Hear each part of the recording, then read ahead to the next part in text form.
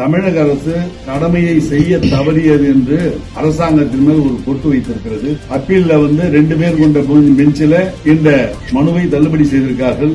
ஆனால் தமிழக அரசு இவர்களுடைய சிறுபான்மைகள் ஓட்டுக்களை வாங்குவதற்காக ஒரு பெரும்பான்மை சமூகத்திற்கு ஒரு அநீதி இழைக்கிறார்கள் என்று இதைவிட தெள்ள தெளிவாக யாரும் சொல்லிவிட முடியாது.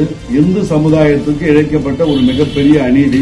எதிர்காலத்திலே இங்கும் நாம் இந்தி கூட்டணியை கொண்டு வந்தால் எப்படி ஒரு சமச்சீராக நம்மளுடைய அனைத்து சமுதாயத்தையும் ஒருமைப்படுத்தி அனைவருக்கும் கொடுக்கிற சலுகையை எல்லாம் கொடுத்துக் கொண்டு எப்படி ஆட்சி செய்கிறோமோ அப்படி நாம் ஆட்சி செய்வதற்கு இடையூறாக இந்தி கூட்டணி இங்கு அமைந்தால் பெரும்பான்மை இந்து மக்களுடைய உணர்வுகளை புண்படுத்துவார்கள், அரசியல் ஆதாயம் பெறுவதற்காக பிரித்தாழ்வார்கள் என்பதை பெரும்பான்மையான மக்கள் உணர்ந்து கொள்ள வேண்டும். நடுநிலையான மக்கள் எல்லாம் உணர்ந்து கொள்ள வேண்டும்.